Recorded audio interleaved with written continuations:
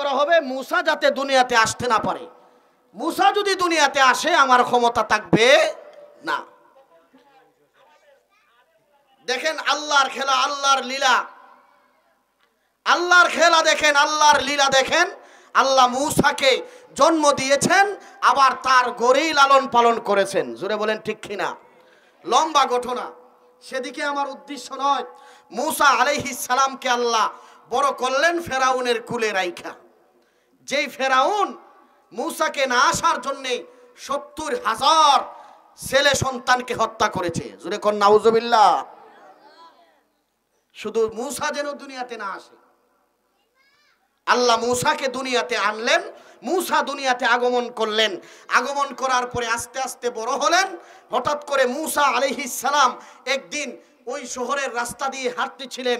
দুইজন লোক ঝগড়ায় লাগছে, ঝগড়ায় লিপ্ত হয়েছে। ঝগড়ায় লিপ্ত হওয়ার পরে মুসাকে বলতেছে, ভাই দেখেন সে আমার সাথে অন্যায়ভাবে ঝগড়ায় লিপ্ত হয়েছে। মুসা আলাইহিস সালাম শাসন করার উদ্দেশ্যে ওই ছেলেটাকে একটা থাপ্পড় দিলেন। জোরে বলেন কি দিলেন? থাপ্পড়। থাপ্পড় দেওয়ার সাথে সাথে ওই ছেলেটা কয়েকটা মাথা ঘুরান্তি দিল, চক্কর দিল। দেওয়ার সাথে সাথে কিছুক্ষণের মধ্যেই দুনিয়া থেকে বিদায় হয়ে গেল। আসলে কি মারার জন্য থাপ্পড় দিছেন নাকি শাসন করার জন্যে? শাসন করার জন্যে, মারার জন্য থাপ্পড় দেন নাই, শাসন করার জন্য থাপ্পড় দিয়েছিলেন। কিন্তু ওই ছেলেটা ঘটনাক্রমে দুনিয়া থেকে বিদায় হয়ে যায়। এই খবর যখন ফেরাউনের কাছে যায়, ফেরাউন অ্যালার্ট জারি করে দিয়েছে, মুসাকে যেই জায়গায় পাওয়া হবে তাদেরকে ধরে নিয়ে আসতে হবে। যারা আল্লাহওয়ালা মানুষ, দিনদার মানুষ, তাদেরও অল্প স্বল্প কিছু বন্ধু বান্ধব থাকে।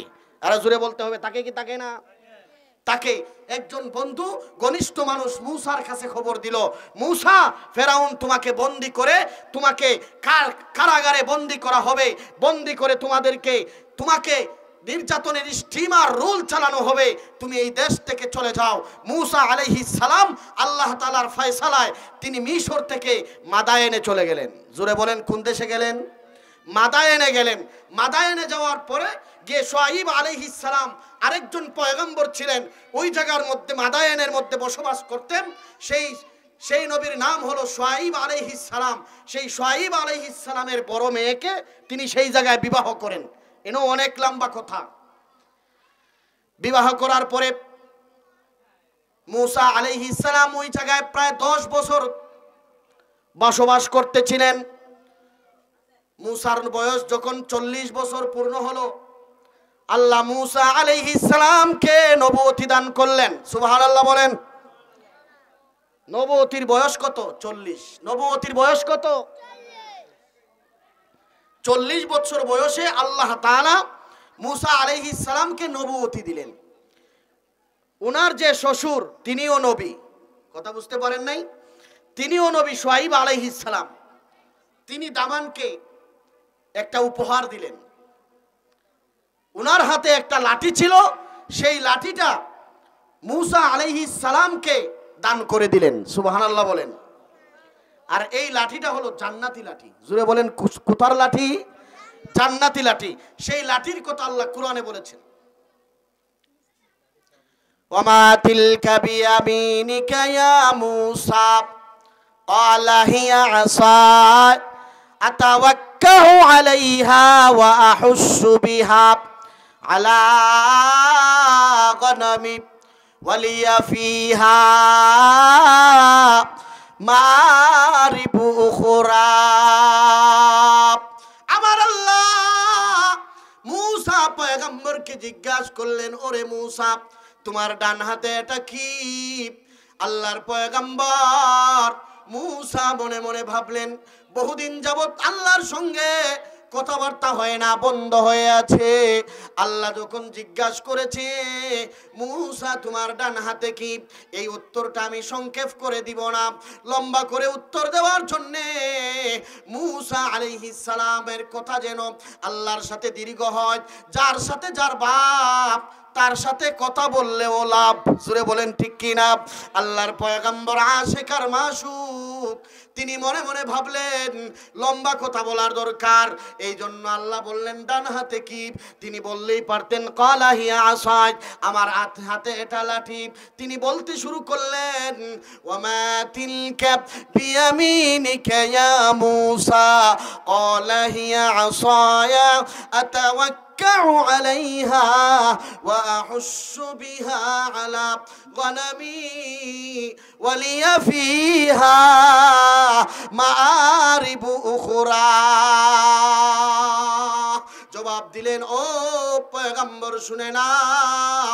আল্লাহর পয়গম্বর মূসা বললেন আল্লাহ আমার হাতে লাঠি, এই লাঠির মধ্যে বর দিয়া আমি হাঁটি, এই লাঠি দিয়া আমি বকরি লালন পালন করি, বকরিকে বকরি খাওয়াই, বকরিকে ফাতা ফেরে খাওয়াই, ওয়ালিয়া ফিহা মাআরিবু উখরা, আরো অনেক কিছু করি, এটা হলো আমার একটা লাঠি। জোরে কোন সুবহানাল্লাহ। এত পরিচয় যখন দিলেন মূসা আলাইহিস সালাম, পরিচয় দেওয়ার পরে আল্লাহ তাআলা বুঝতে পারলেন তিনি আমার সাথে লম্বা কথা বলার জন্যে তিনি কথাগুলা লম্বা করলেন।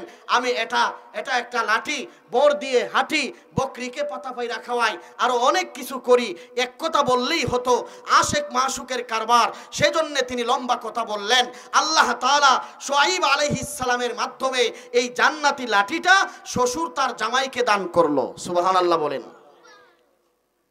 তাহলে বুঝতে পারলেন এটা জান্নাতি লাঠি। এই লাঠিটা পাওয়ার পরে আল্লাহ তাআলা মূসা নবীকে একটা আদেশ করলেন, ইযহাবু ইলা ফিরআউন ইন্নাহু তাগা।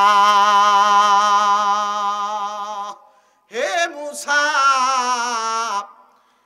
মাদায়েন শহরে বসে থাকলে চলবে না, তোমার মিশন চালাইতে হবে মিশরের মধ্যে। মিশরের মানুষগুলারকে ফেরাউনের মতো জঘন্য ফেরাউনকে তোমার ইসলামের দাওয়াত দিতে হবে। যেই ফেরাউনের জন্য মিশর ছেড়ে তুমি মাদায়েন এসেছো, সেই ফেরাউনকে আবার মিশরে গিয়া কালিমার দাওয়াত পৌঁছাইয়া দিতে হবে। সুবহানাল্লাহ বলেন।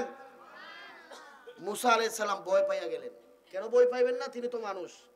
যার ভয়ে আমি দেশ ছাইরে আসলাম তাকে নাকি আবার ইসলামের দাওয়াত দিতাম। সুবহানাল্লাহ বলবেন না? এবার মূসা বললেন আল্লাহ,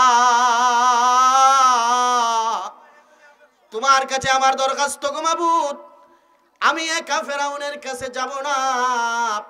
আমার ভাই, বড় ভাই হারুন, আমার বড় ভাইকে তুমি নবুয়তি দান করো। মূসা পয়গম্বরের কথা আল্লাহ কবুল করে নিয়া তার ভাই হারুনকে ও নবী বানাইয়া দিলেন। ইজহাব, এবার যাও, ইজহাবা, দুজন যাও, গিয়া ফেরাউনকে কালিমার দাওয়াত দাও।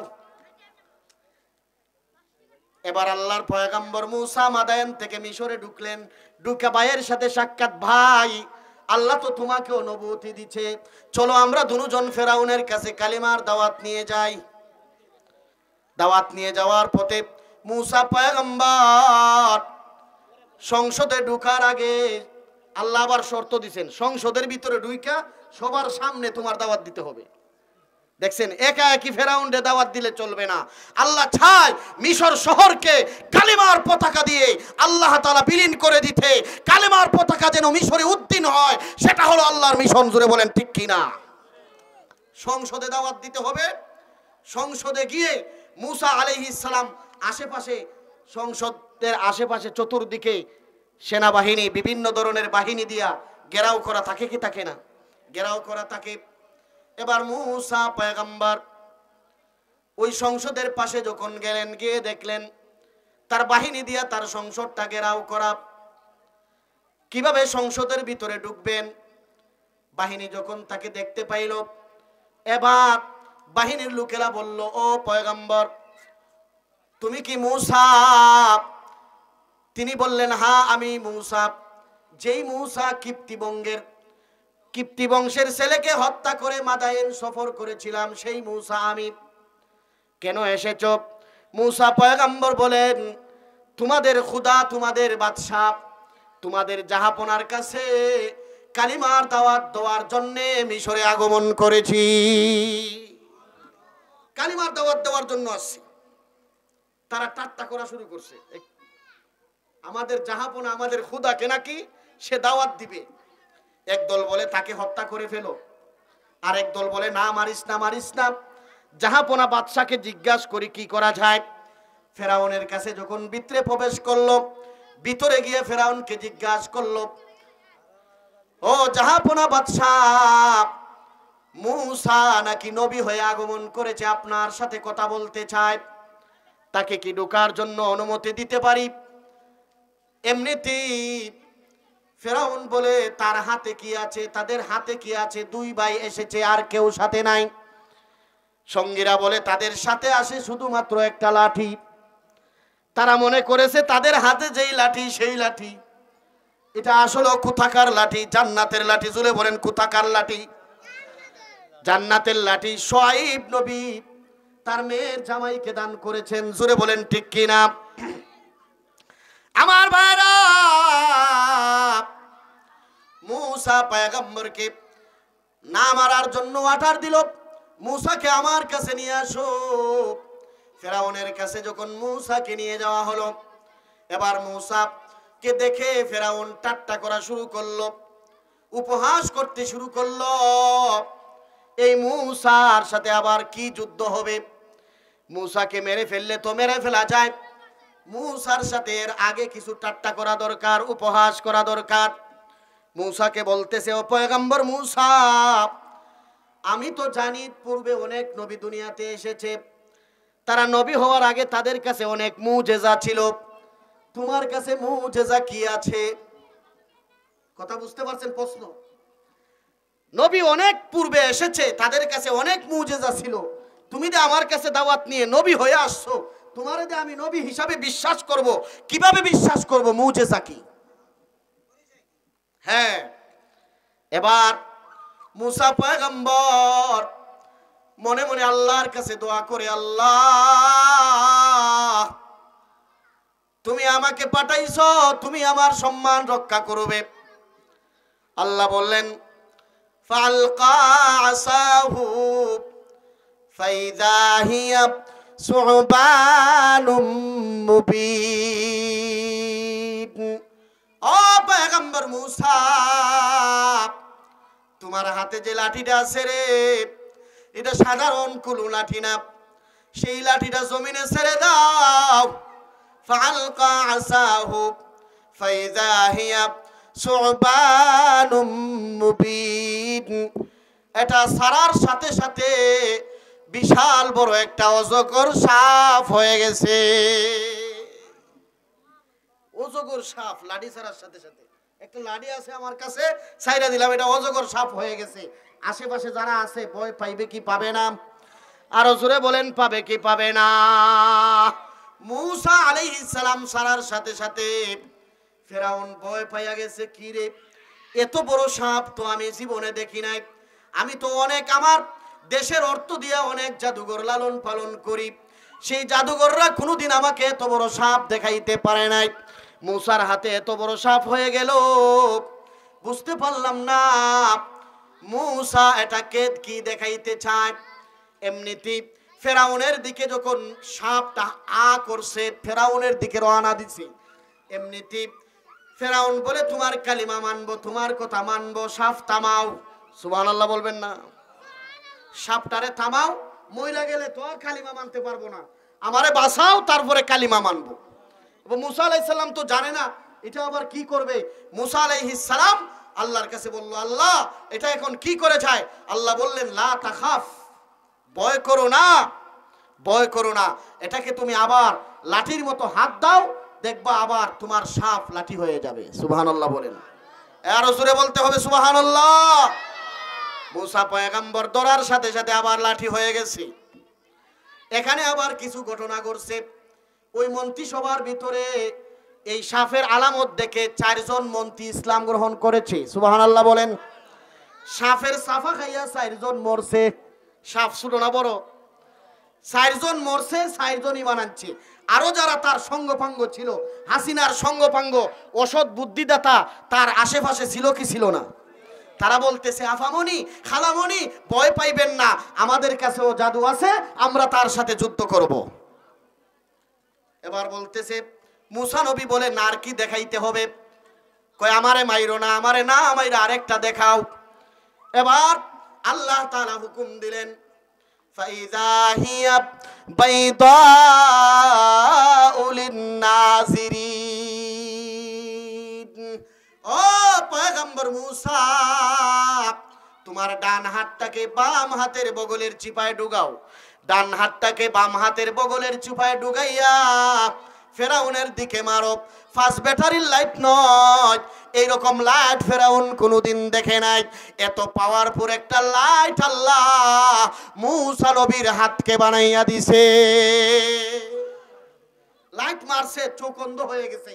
এবার বলতেছে আয় রে হায়, আমার চোখ দুটি অন্ধ করে ফেলো, আমি কিভাবে ঈমান আনবো? তাড়াতাড়ি তোমার লাইট নিবাও। তিনি তো নিবাইতেও জানে না, আমরা তো নিবানোর সিস্টেম জানি। সিস্টেম হলো সুইচের সিস্টেম, নিচের দিকে দিলে জ্বলে, উপরের দিকে দিলে বন্ধ হয়। আল্লাহ বললেন তুমি সেটা জ্বালাইছো তোমার বগলের সিফাই দিয়া, আবার বগলের সিফাই নিয়া আবার একটা চাপ দাও, চাপ দেওয়ার সাথে সাথে তোমার লাইট আবার নিভে যাবে। জোরে কোন সুবহানাল্লাহ। মুসা পয়গম্বর তাই করলেন, নিভে গেল। এবার অসৎ সঙ্গ পাঙ্গ যারা আছে বলতেছে কয় আমাদের কাছেও জাদু আছে। চিন্তা করবেন না, একটা দিন ধার্য করেন যেই দিনে মুসা পয়গম্বরের সাথে লড়াই হবে, যুদ্ধ হবে, সেই দিন মুসাকে আমরা পরাজয় করব। মুসা বলেন ঠিক আছে। তারা কুরআন সূরা তাহা, লম্বা আলোচনা, অনেক সময় লাগবে, এই জন্য আমি সব কোরআনের আয়াতও পড়তেছি না, সহজভাবে বুঝাইতেছি। আল্লাহ পাক রব্বুল আলামিন মুসা আলাইহিস সালামকে জানায়া দিলেন তারা যেই দিন মনে হয় সেই দিন দিন ধার্য করুক, কোনো সমস্যা নাই।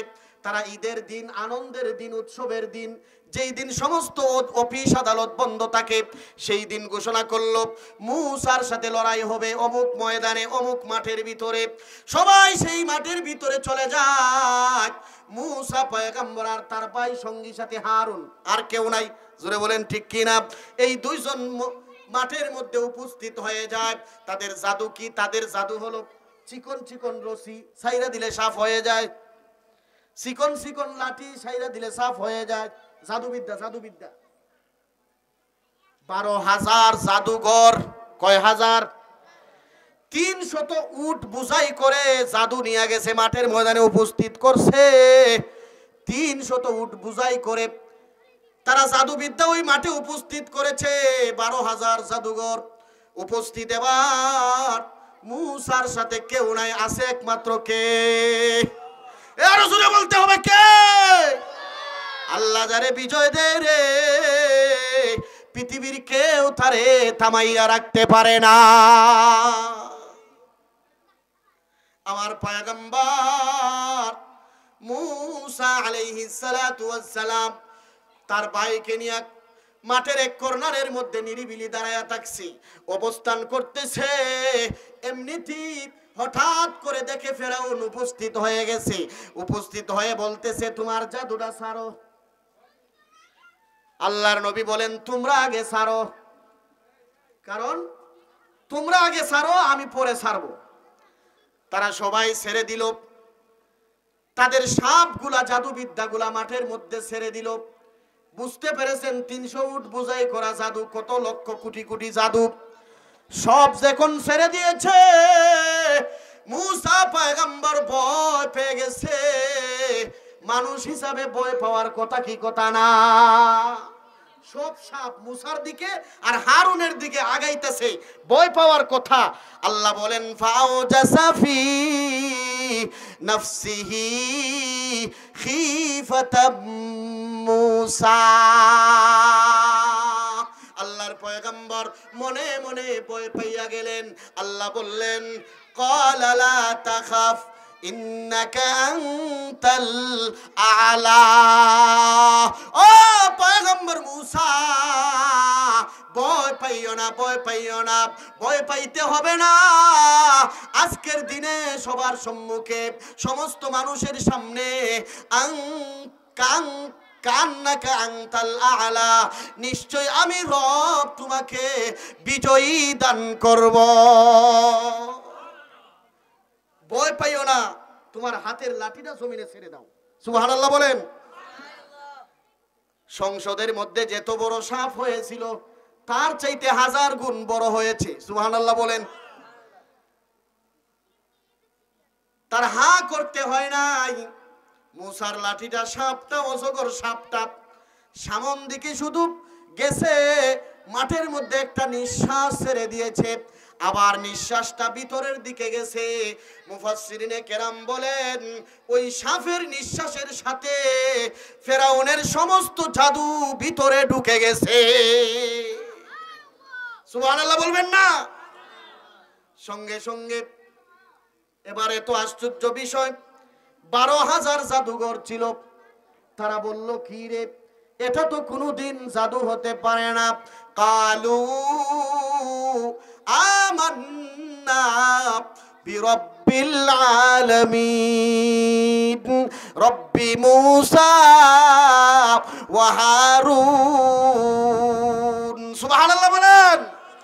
সবাই সমস্ত জাদুঘর একত্রিত হইয়া তারা ঘোষণা দিল, কালু আমান্না, আমরা সবাই ঈমান আনলাম।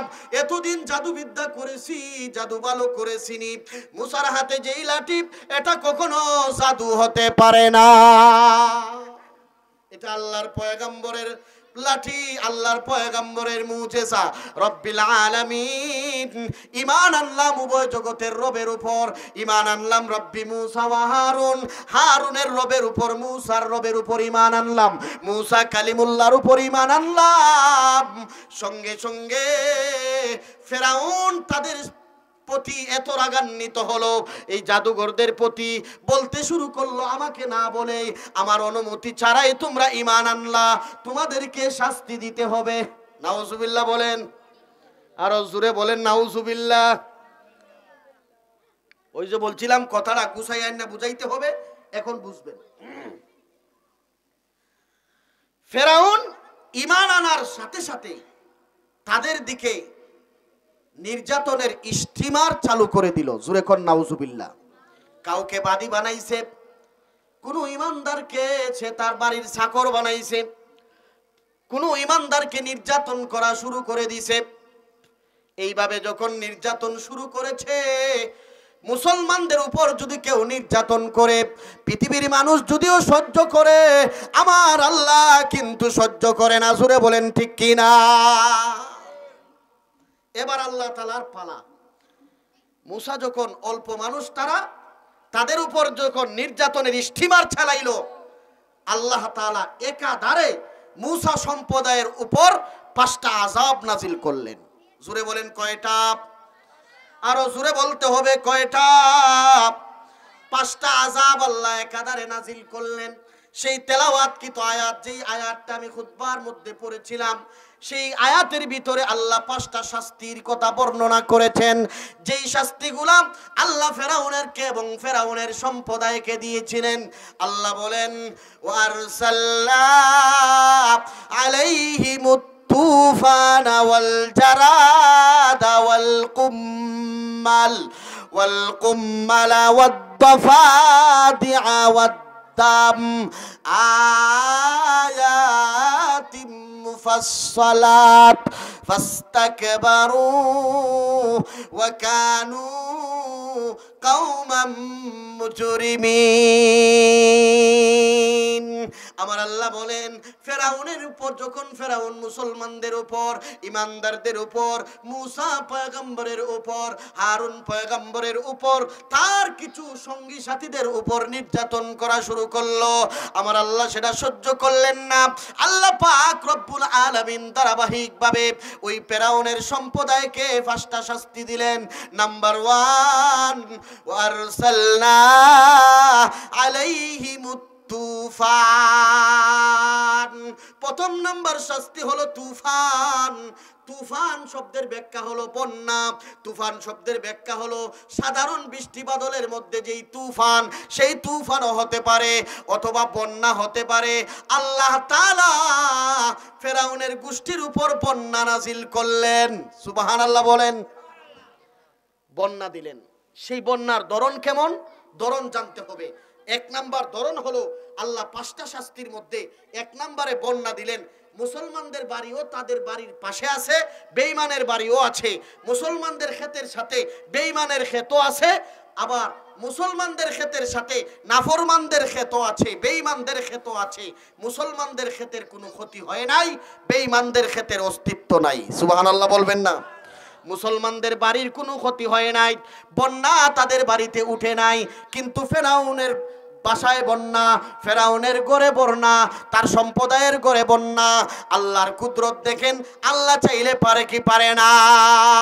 তার ঘরে বন্যা, সেই জায়গায় শুইতে যাইবে, শুইতে যাওয়ার জায়গায় বন্যা, সব জায়গায় বন্যা আর বন্যা।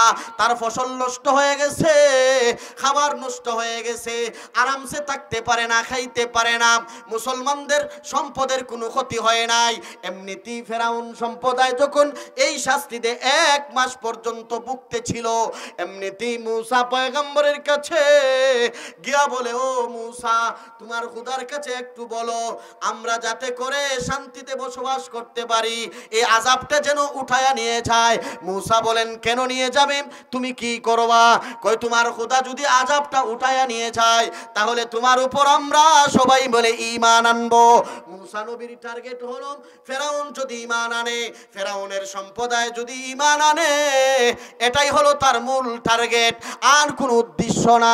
এমনিতে আল্লাহর পয়গম্বর মূসা আলাইহিস সালাম আল্লাহর কাছে দোয়া করা শুরু করে দিলেন, ওগো আল্লাহ, তুমি ফেরাউনের এবং ফেরাউনের গোষ্ঠীর উপর যেই তুফান নামক, বন্যা নামক আযাব নাজিল করেছো, ওই বন্যা নামক আযাব তুমি সরাইয়া নিয়ে যাও। বলেন তো দেখি, মূসা পয়গম্বরের দোয়া আল্লাহ কবুল করবে কি করবে না? করবে, করবে। সঙ্গে সঙ্গে আল্লাহ মূসা পয়গম্বরের দোয়া কবুল করে বন্যার পানি সব শুকাইয়া দিলেন। এবার ফেরাউন বলতেছে, তার কওমের, তার এলাকার গোষ্ঠী সবাইকে বলতেছে, দেখো এটা হলো আমার পাওয়ার। নাউজুবিল্লাহ বলবেন না? আরে আমাদের দেশে যখন করোনা আসছে, তারা বলে না আমরা করোনার মোকাবেলা করেছি? আরে বলছি কি বলে নাই? মোকাবেলা করেছি, হেটাম দেখাইছে। কিন্তু যারা মরার মরছে, বাঁচতে পারছে, সেও সেই দিন ওই ফেরাউনের কথাই তারা বলেছিল। আল্লাহর উপর ভরসা করে কথা বলে না। সে বলেছিল, দেখো মূসার আল্লাহ গজব দিয়েছিল, সেই গজব আমার ক্ষমতায় আমি সরাইয়া নিছি। নাউজুবিল্লাহ বলবেন না? আবার যখন মূসা সম্প্রদায়ের উপর নির্যাতন করা শুরু করলো, ঈমান আনবো কিসের? ঈমানের কথা ভুইলা গেছে, আযাব গেছে গা, ঈমানের কথা ভুইলা গেছে গা। মূসা নবীর উপর নির্যাতন, তার সঙ্গী সাথী ইমানদারদের উপর নির্যাতন শুরু করে দেয়। এমনিতে রব্বুল আলামিন 1 মাস পরবর্তীতে আরেকটা আযাব নাজিল করেন। এই জন্য বলেছিলাম, আল্লাহ যাকে ধরে তাকে কখনো ছাড়ে না। আল্লাহ পরিপূর্ণ শাস্তি দেয়, শাস্তি দিয়েই কিন্তু তাদেরকে দুনিয়া থেকে বিদায় করে দেয়। ফেরাউন যখন তাদের উপর আবার নির্যাতনের স্টিমার চালাইল, নির্যাতন শুরু করে দিল, এমনিতে আল্লাহ পাক 2 নাম্বার আরেকটা আযাব নাজিল করলেন। ওয়ারসালনা আলাইহিমুত তুফানা ওয়াল জারাদা ওয়াল কুম্মাল। 2 নাম্বার শাস্তির নাম হলো জারাদ। জারাদ শব্দের অর্থ এক ধরনের পাখি, টিড্ডি। সেই টিড্ডি নামক পাখি আল্লাহ আযাব স্বরূপ প্রেরণ করলেন। ফেরাউনের খাটের মধ্যে টিড্ডি, ফেরাউনের কাঠের যেই সমস্ত জিনিস সামিয়ানা আছে, ওইগুলার মধ্যে টিড্ডি, ওই সবগুলা উঠাইয়া উঠাইয়া নষ্ট করে ফেলতেছে। তার ফসলের খামারের মধ্যে, ফসলের খেতে টিড্ডি, সব ফসল ধ্বংস করে দিতেছে, নষ্ট করে দিতেছে। কারণ আযাব তো আল্লাহর। জোরে বলেন ঠিক কিনা? এই টিড্ডি নামক আযাব, 2 নাম্বার আযাব যখন আল্লাহ দিলেন, ফেরাউন অস্থির হয়ে গেছে। 1 মাস পরে আবার মূসা পয়গম্বরের কাছে দৌড়ায়, ওরে মূসা, এবার সত্যি সত্যি আসছি রে মূসা, বুঝতে পেরেছি ইমানদারদের ক্ষেতের মধ্যে, ফসলের মধ্যে, বাড়ির মধ্যে কোনো ক্ষতি হয় না, কিন্তু আমার এবং আমার সঙ্গী সাথীদের বাড়ির ক্ষতির কোনো অভাব নাই, শান্তিতে ঘুমাইতে পারি না। একবার বন্যা আর একবার টিড্ডি নামক গজব। তোমার রবের কাছে আমার জন্য একটু দোয়া করো, এই টিড্ডি নামক গজব যেন তারা দুনিয়া থেকে উঠায় নিয়ে যায়। তোমার রবের কাছে দোয়া করো, বিনিময়ে ঈমান আনবো। আল্লাহর পয়গম্বর ঈমানের কথা শুনে আবার আল্লাহর কাছে দোয়া করলেন, ওগো আল্লাহ, ফেরাউন এবং ফেরাউনের সম্প্রদায়ের উপর যে আযাব, যে গজব তুমি নাজিল করেছো, এগুলা আল্লাহ তুমি সরায়া নিয়ে যাও, আযাব যেন বন্ধ হয়ে যায়। আল্লাহর কাছে দোয়া করলো। এমনিতে আল্লাহ পাক মুসা পয়গম্বরের দোয়া কবুল করে টিড্ডি নামক আযাবটা আল্লাহ দূর করে দিলেন। এবার ঈমান আনার কথা যখন মুসা নবী বলেন, বলে ঈমান আনবো কিসের? বাস্তবে ঈমান আনার জন্য তো বলি নাই, এটা তো আমার ক্ষমতা বলে আমি তাদেরকে তাড়ায়া দিয়েছি। তোমার খোদায় তাড়ায় নাই। আগের কথাই আবার তারা বলে, গুইরা গাইরা আগের কথাই বলে। এই জন্য আমার ভাইয়েরা, আল্লাহ পাক 2 নাম্বার শাস্তিটা দিলেন। 2 নাম্বার শাস্তি দেওয়ার পরে আল্লাহ তাআলা আযাব আবার যখন বেঈমানরা মুসলমানদের উপর নির্যাতন শুরু করলো, 3 নাম্বার শাস্তিটা আল্লাহ দিলেন, ওয়ারসালনা আলাইহিমুত তুফানা ওয়াল জারাদা ওয়াল কুম্মাল। 3 নাম্বার শাস্তির নাম হলো কুম্মাল। কুম্মাল এটা আমাদের মাথায় থাকে উকুন। উকুন চিনেন না? উকুন, সেই উকুন আমাদের মাথার মধ্যে থাকে, মাথার মধ্যে বসবাস করে। কিন্তু আল্লাহ তাআলা ফেরাউনের মাথায়, তার সম্প্রদায়ের মাথায় যেই জায়গায় চুল আছে সব জায়গায় উকুন আর উকুন, হাজার হাজার উকুন। কারণ আল্লাহর শাস্তি। খাবারের মধ্যে উকুন, ঘুমাইতে যায় ঘুমানোর বিছানায় উকুন, সব জায়গায় উকুন আর উকুন, শান্তি নাই। আবার মুসা পয়গম্বরের কাছে যায়, আবার মুসা নবী আল্লাহর কাছে দোয়া করে, আল্লাহ আবার সার সম্প্রদায়ের আযাব দূর করে দেয়। এরকম ভাবে আবার নির্যাতন করা শুরু করে মুসলমানদের উপর। যখন 3 নাম্বার 4 নাম্বার বার নির্যাতন করে, আল্লাহর একটা শাস্তি নাজিল করে, আলাইহিমুত তুফান ওয়াল জারাদা ওয়াল কুম্মাল ওয়াদ দাফাদিআ ওয়াদ দাম। 4 নাম্বার শাস্তি হলো ব্যাঙের শাস্তি। আল্লাহ পাক এত ব্যাঙ দিয়ে দিলেন, ব্যাঙ দিয়া তার বিছানায় ব্যাঙ, খাবারে ব্যাঙ, যেই জায়গায় যায় সেই জায়গায় ব্যাঙ, পানির পাত্রে ব্যাঙ। ব্যাঙের কারণে শান্তি নাই, ঘুমাইতে পারে না, সব জায়গায় ব্যাঙ আর ব্যাঙ। ব্যাঙ দিয়ে আল্লাহ তাকে 4 নাম্বার শাস্তি দিলেন। 5 নাম্বার যখন আবার তার ওয়াদা লঙ্ঘন করে মুসা পয়গম্বরের উপর নির্যাতন করা শুরু করে, তার সম্প্রদায়ের উপর নির্যাতন শুরু করে, 5 নাম্বার যেই শাস্তিটা আল্লাহ দেন সেটা হলো ওয়াদ্দাম, সেটা হলো রক্ত। পানির গ্লাসে পানি নেই, রক্ত হয়ে যায়। ঘুমাইতে যায়, ঘুমানোর বিছানা রক্ত হয়ে যায়। আর মাটির মধ্যে হাঁটতে যায়, তরকারি ফাঁক করে রক্ত হয়ে যায়। সব রক্ত আর রক্ত, কোনো কিছু আর টাটকা থাকে না। আল্লাহর 5 নাম্বার শাস্তিটা যখন শেষ হয়ে যায়, এবার ফেরাউন সবাই মিলে মুসা নবীকে দুনিয়া থেকে বিদায় করে দেওয়ার জন্যে, লম্বা ঘটনা, মিশর থেকে তাড়া করে আল্লাহ তাআলা এত সুযোগ দেওয়ার পরেও সে মানতে রাজি না। এই জন্য আমার আল্লাহ লোহিত সাগরে ডুবাইয়া ফেরাউনকে মারছে। জুড়ে বলেন ঠিক কিনা? যারা মুসলমানের উপর, ইসলামের উপর, কোরআনের উপর, মাদ্রাসার উপর নির্যাতন করবে, আকাচুকে বাঁকাচুকে তাকাবে, আল্লাহ সুযোগ দিবে কিন্তু ছাড়বে না। জুড়ে বলেন ঠিক কিনা? ফেরাউনের মতো শক্ত হাতে ধরবে। যেমন স্বৈরাচার সরকারকে আল্লাহ সুযোগ দিয়েছে কিন্তু সুযোগ গ্রহণ করে নাই, আল্লাহ শক্ত হাতে ধরে দেশ থেকে তাড়াইয়া দিতে বাধ্য হয়েছে। জুড়ে বলেন ঠিক কিনা? আল্লাহ তাআলা আমাদের সবাইকে আল্লাহর প্রতি পরিপূর্ণ ঈমান, ইয়াকিন, তাওয়াক্কুল, বিশ্বাস রাখার জীবন যাপন করার তৌফিক দান করেন। সবাই বলেন আমিন। নাসরুম মিনাল্লাহি ওয়া ফাতহুন কারীব ওয়া বাশশিরিল মুমিনিন। আসসালামু আলাইকুম ওয়া রাহমাতুল্লাহ।